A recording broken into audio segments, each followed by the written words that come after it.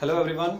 आज की इस वीडियो में हम क्लास 12th यूनिट 1 इलेक्ट्रोस्टैटिक्स का जो चैप्टर फर्स्ट कंप्लीट किया था उसके कुछ न्यूमेरिकल्स मैंने बच्चों को एज होमवर्क दिए थे। तो कुछ बच्चों ने बोला कि डाउट क्लास के रूप में या कुछ न्यूमेरिकल्स मैं यहाँ डिस्कस करूँ, और साथ ही में कुछ मेरे टीचर फ्रेंड्स जिनके जो स्टूडेंट्स हैं मेरे वीडियोज़ को देखते हैं उन्होंने भी रिक्वेस्ट किया कि आप न्यूमेरिकल्स के वीडियो भी बनाएं। तो आज आप सबके प्यार के लिए सबसे पहले तो बहुत बहुत धन्यवाद, थैंक यू। और अब मैं न्यूमेरिकल जो है एनसीईआरटी न्यूमेरिकल्स की ये वीडियो हम आज स्टार्ट कर रहे हैं। तो इसके लिए आपके पास एनसीईआरटी की बुक होनी चाहिए, अगर नहीं है तो आपको स्टेटमेंट को बहुत ध्यान से सुनना होगा। दूसरा एक चीज़ अभी वीडियो को स्टार्ट करने से पहले जो मेरे दिमाग में आ रही थी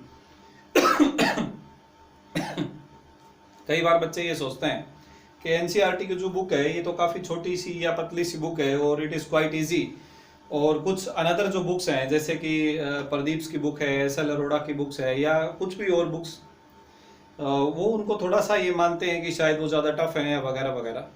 तो कई बार ऐसी क्यूरीज स्टूडेंट्स के साथ मेरा डिस्कशन होता है।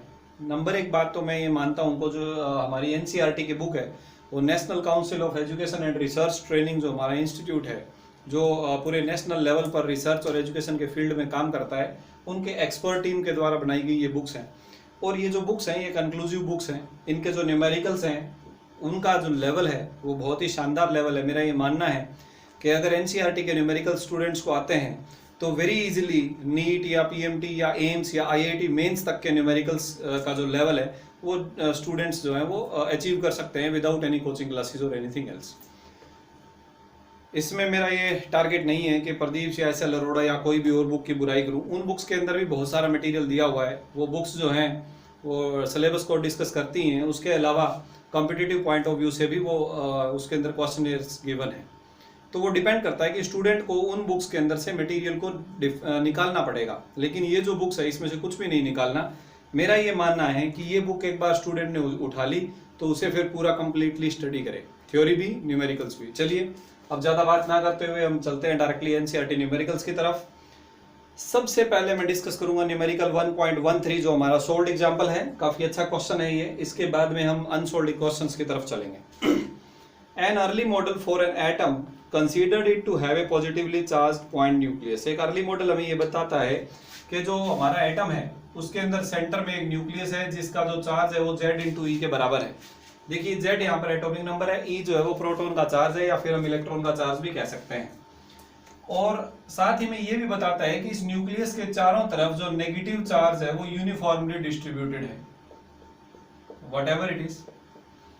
और इसका जो नेगेटिव चार्ज है वो टोटल जो वैल्यू है, क्योंकि जो एटम है वो इलेक्ट्रिकली न्यूट्रल है, इसके लिए इसकी वैल्यू है -ZE। और क्वेश्चन में ये दिया गया है कि नेगेटिव चार्ज का जो चार्ज डेंसिटी है वो यूनिफॉर्म डेंसिटी है। इसका मतलब चलिए हम चार्ज डेंसिटी की बात करते हैं। अगर हमारे पास ये कुछ रेडियस r रेडियस का सफियर है तो हमारे पास जो चार्ज डेंसिटी है वो कितनी होगी? चार्ज डेंसिटी बराबर टोटल चार्ज, तो टोटल नेगेटिव चार्ज कितना? Z/E with negative sign divided by total volume. तो हमारे पास टोटल वॉल्यूम कितना है? 4/3 πr³।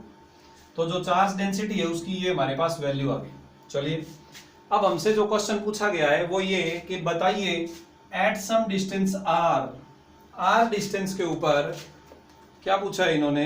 The atom as a whole for this model what is electric field at distance r distance पर electric field पूछ रहे हैं। Electric field at some distance r।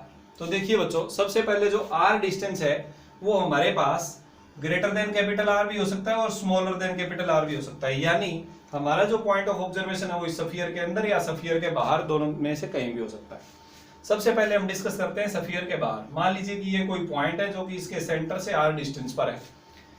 Gauss law का हम यूज कर सकते हैं। तो यहाँ से एक गॉसियन सरफेस अगर हम बनाएंगे तो एक सफियर बनेगा, और इसका सफियर चार्ज सफियर के टॉपिक हम ऑलरेडी डिस्कस कर चुके हैं। तो अगर हम इसकी फ्लक्स कैलकुलेट करें, what will be the flux crossing through this, तो गॉस लॉ के अकॉर्डिंग ये फ्लक्स जो है वो total charge divided by epsilon not के बराबर होना चाहिए। और इस गॉसियन सरफेस के अंदर का जो चार्ज है वो +ZE पॉजिटिव और उतना ही नेगेटिव, यानी टोटल चार्ज 0 है इस गॉसियन सरफेस के अंदर। तो हमारे पास फ्लक्स आ गया 0। और अगर फ्लक्स 0 आ गया तो by using E.ds = 0 we will get electric field = 0।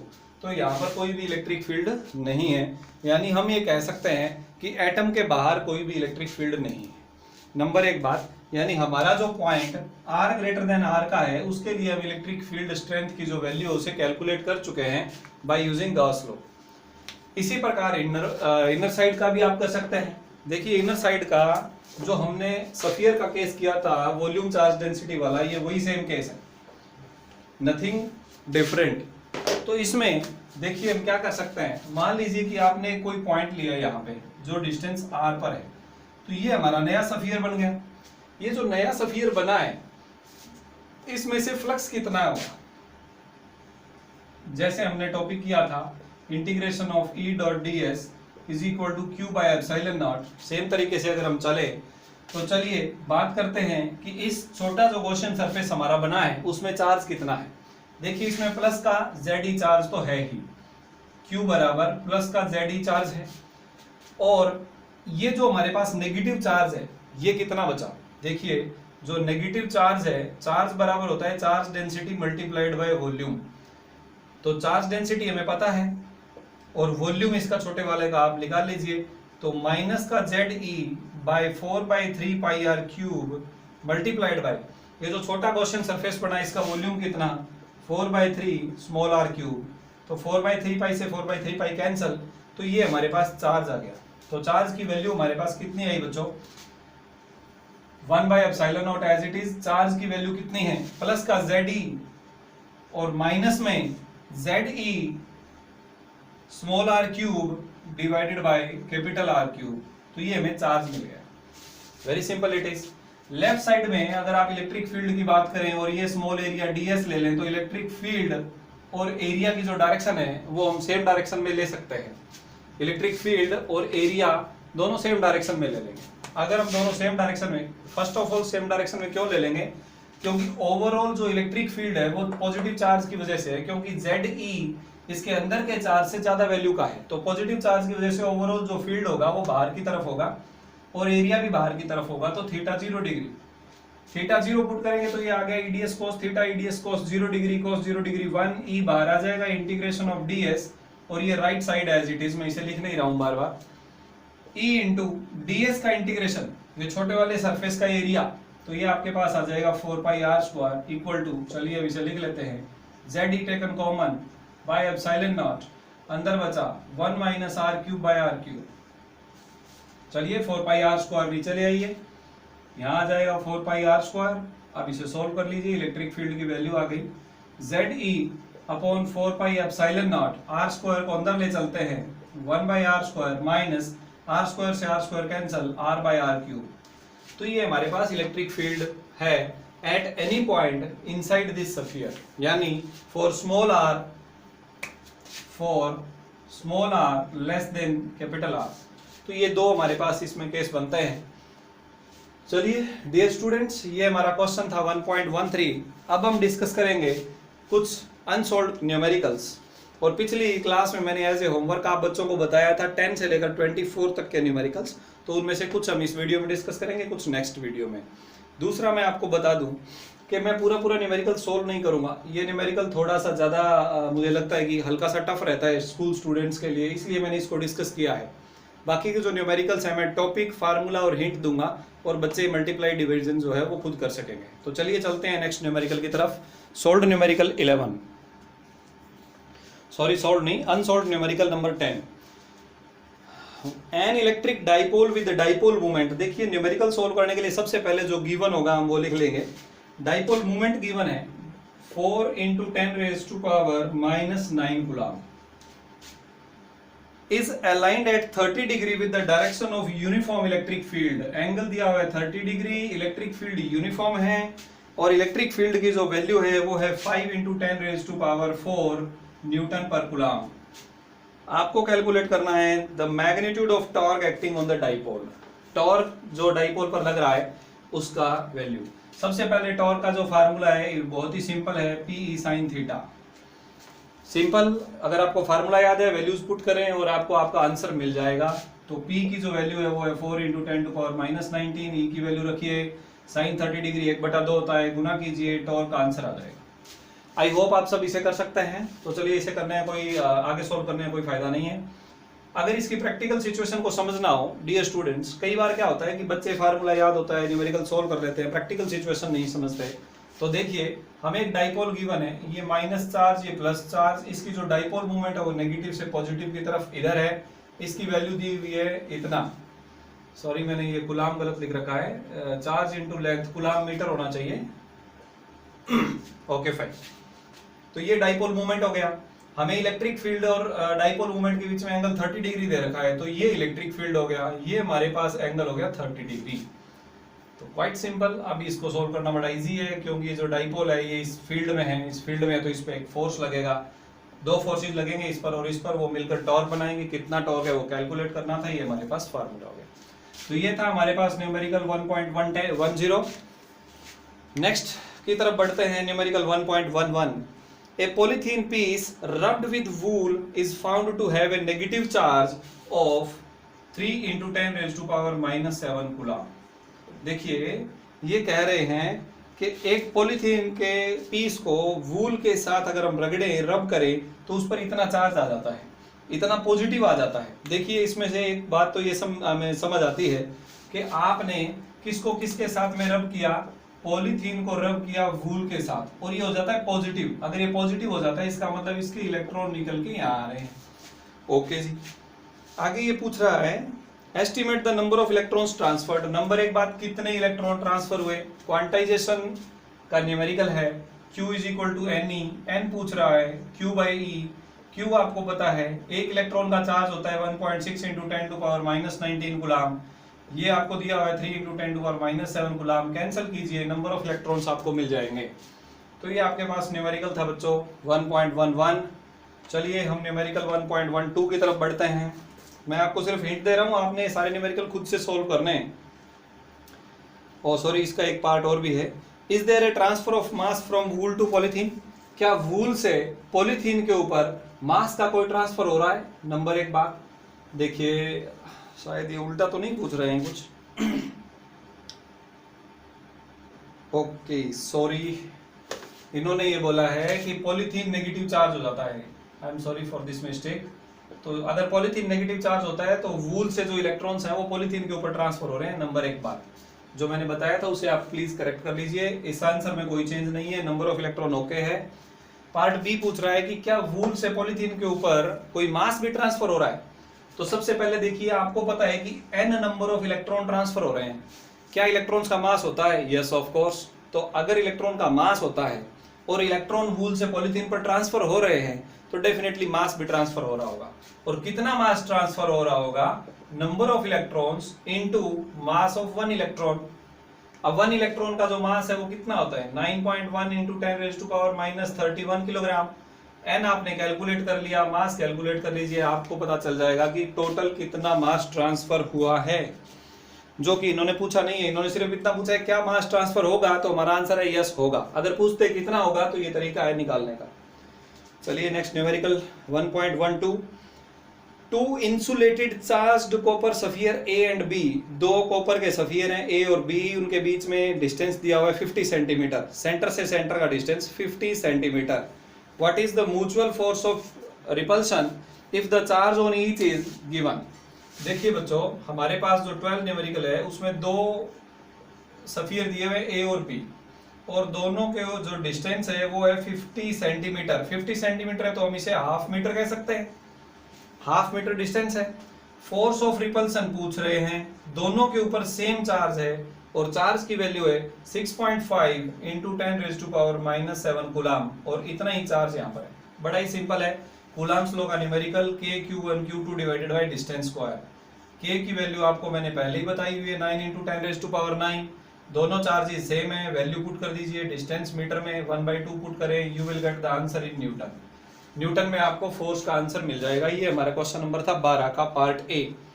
इसी में पार्ट बी है, what is the force of repulsion if each sphere is charged double the above amount and distance between them is halved। अगर charge को तो हम double कर दें और डिस्टेंस को आधा कर दें। देखिए मान लीजिए कि यहाँ पर चार्ज हमारे पास Q और Q था, मानने की जरूरत नहीं, बराबर ही था, K Q स्क्वायर हो गया। तो हमारे पास पहली कंडीशन में फोर्स कितना है, kq² बाई डिस्टेंस स्क्वायर। अब ये कह रहे हैं चार्जेस को डबल कर दो भाई। अगर हम दोनों चार्जेस को डबल कर दें तो 2q इंटू 2q, तो ये आ जाएगा 4q²। डिस्टेंस को आधा यानी r/2, तो ये आ गया r² बाई 4। 4 ऊपर चला गया, 4 इंटू 4 हो गया 16। तो F2 बटा में F1 कितना हो जाएगा, डिवाइड कीजिए 16 kq² by r² divided by kq² by r²। तो आप देख रहे हैं आंसर आया 16। इसका मतलब जो दूसरा फोर्स है वो पहले फोर्स का 16 गुना है, 16 टाइम्स है। ओके डियर स्टूडेंट्स, ये था हमारे पास क्वेश्चन नंबर 12 का पार्ट बी। चलिए हम साथ ही चलते हैं क्वेश्चन नंबर 13 की तरफ। क्वेश्चन नंबर 13 भी इसी क्वेश्चन पर ही बेस्ड है, क्वेश्चन नंबर 12 पर। ये कह रहे हैं कि वही दोनों सफियर है, ए और बी उतना ही डिस्टेंस है। एक तीसरा सफियर है सी, जिसका साइज भी सेम है लेकिन वो चार्ज नहीं है। उसको पहले आप ए के साथ कांटेक्ट में लेके आते हैं, फिर आप दूसरे के साथ कांटेक्ट में लेके आते हैं और फिर उसे निकाल देते हैं, तो नया फोर्स कितना होगा। बड़ा ही सिंपल क्वेश्चन है। ये बोल रहे हैं कि आपके पास जो दोनों सफियर है, देखिए एक सफियर है ए, एक सफियर है बी, 50 सेंटीमीटर डिस्टेंस है, यहाँ पर चार्ज है क्यू, चार्ज की वैल्यू गिवन है। एक सफियर सी है, आप इसके साथ कांटेक्ट बनाते हैं, ये अनचार्ज्ड है। जैसे ही आप कांटेक्ट बनाएंगे, जो टोटल चार्ज है वो दोनों सफियर पर डिस्ट्रीब्यूट हो जाएगा। फिर आप इसे हटा देते हैं, हटाते ही क्या हुआ, इस पर आधा चार्ज बच गया और आधा जो चार्ज है वो सी सफियर पर चला गया। तो यानी हमारे पास जो सफियर सी है, अब इस पर चार्ज है q/2। अब आप क्या करते हैं, इसको यहाँ पे कांटेक्ट करते हैं बी के साथ, तो टोटल चार्ज कितना हो गया, q/2 इस पे और q इस पे, यानी 3/2q, यानी 1.5q टोटल चार्ज हमारे पास हो गया। 3/2q दोनों पर डिस्ट्रीब्यूट हो गया। अब आप यहां से भी सी को हटा देते हैं, तो ये आधा चार्ज लेके भाग जाएगा।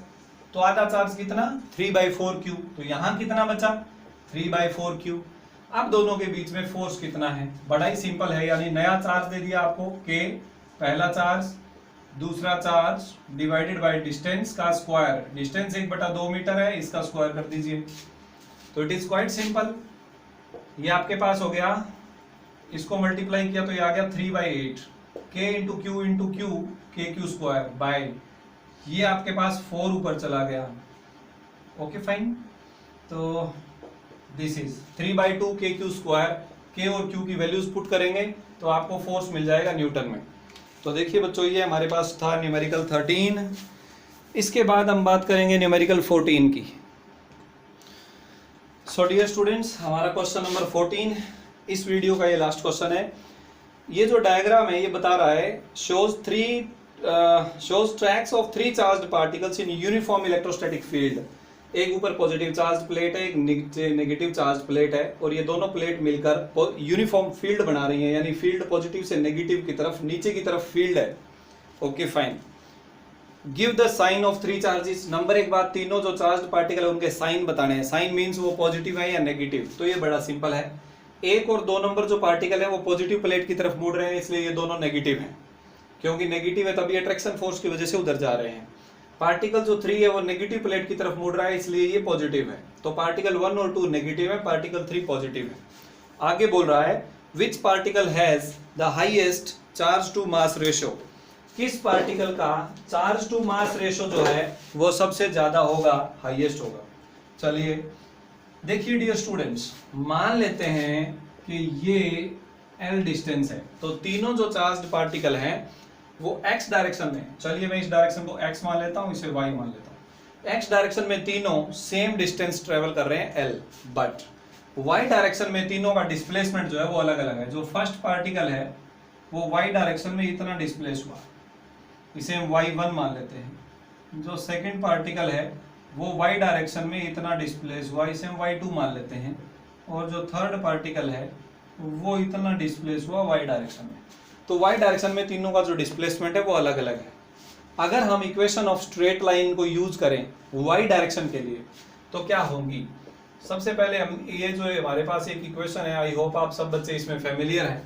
हम इस इक्वेशन को क्यों लगा रहे हैं, क्योंकि इलेक्ट्रिक फील्ड में चार्ज पार्टिकल मूव कर रहा है तो उस पर लग रहा है फोर्स, और उस फोर्स की वजह से जो पार्टिकल है वो y डायरेक्शन में एक्सेलरेटेड मोशन कर रहा है, y डायरेक्शन में एक्सेलरेशन है। तो इस वजह से हम फोर्स का या डिस्प्लेसमेंट का या एक्सेलरेशन से रिलेटेड जो स्ट्रेट लाइन की इक्वेशन है उसे यूज करेंगे। तो s equal to ut plus half है टी स्क्वायर। अगर मैं s की जगह यूज करूं y, u है इनिशियल वेलोसिटी, y डायरेक्शन का इनिशियल वेलोसिटी यानी uy into T plus half acceleration y direction में इंटू टी स्क्वायर, ये स्ट्रेट लाइन की इक्वेशन हमारी y डायरेक्शन के लिए हो गई। कोई भी पार्टिकल की इनिशियल वेलोसिटी जो है वो y डायरेक्शन में नहीं थी, सभी पार्टिकल्स की जो इनिशियल वेलोसिटी वो x डायरेक्शन में थी, इसलिए तीनों पार्टिकल के लिए uy की जो वैल्यू है वो 0 हो जाएगी और y बराबर हो गया 0 plus half acceleration in y direction बराबर होगा force in y direction divided by mass into ये वाला T square. Force by mass हमारे पास एक्सेलरेशन होता है। ओके, चलिए ये हमारे पास 0 जो है वो हट गया। अब जो डिस्प्लेसमेंट है that is equal to half of f by m into T square. अब टाइम कितना लग रहा है, जितने टाइम में कोई पार्टिकल यहां से यहां तक हॉरिजॉन्टल आ रहा है या x एक्सिस में आ रहा है, उतने ही टाइम में वो पार्टिकल ऊपर की डायरेक्शन में y1 या y2 या y3 डिस्प्लेसमेंट कर रहा है। इसका मतलब टाइम इसको वर्टिकली डिस्प्लेसमेंट करने में उतना ही टाइम लग रहा है जितना हॉरिजॉन्टल l डिस्टेंस में टाइम लग रहा है। तो हमें टाइम कितना मिल गया, डिस्टेंस डिवाइडेड बाय हमारा जो velocity upon velocity is equal to displacement by time होता है। तो हमें चाहिए टाइम बराबर हो गया डिस्प्लेसमेंट बाय वेलोसिटी। तो डिस्प्लेसमेंट हॉरिजॉन्टल डायरेक्शन में l, वेलोसिटी v, सभी का हॉरिजॉन्टल डायरेक्शन का जो वेलोसिटी है वो सेम दिया हुआ है vx। तो चलिए t के जगह हमारे पास फार्मूला आ गया l डिवाइडेड बाय v और दोनों का हमारे पास हो गया स्क्वायर। Okay fine. अब देखिए y डायरेक्शन का जो डिस्प्लेसमेंट है, नंबर एक बात तो हो गई हमारे पास mass, sorry charge by mass ratio हमें पूछा जा रहा है। ओके फाइन, तो हमें चार्ज को और लेके आना है। तो चार्ज कितना होगा डियर स्टूडेंट्स, फोर्स जो है वो होता है charge multiplied by electric field. कोई भी चार्ज पार्टिकल का चार्ज और उसे जिस इलेक्ट्रिक फील्ड में रखा गया उसकी वैल्यू को अगर हम मल्टीप्लाई कर दें तो फोर्स आ जाता है। ये आप पहले ही पढ़ चुके हैं, E बराबर F बाई Q वाले फार्मूले से। तो फोर्स हो गया Q इंटू E। तो अब आप देख रहे हैं कि हमें चार्ज बाय मास रेशो यहां से मिल जाएगा। Okay fine. Electric field constant value का लगाया हुआ है, डिस्टेंस L कांस्टेंट है, x डायरेक्शन की वेलोसिटी कांस्टेंट है, हाफ कांस्टेंट है। इसका मतलब जो चार्ज बाय मास है वो डायरेक्टली प्रोपोर्शनल है डिस्प्लेसमेंट y के।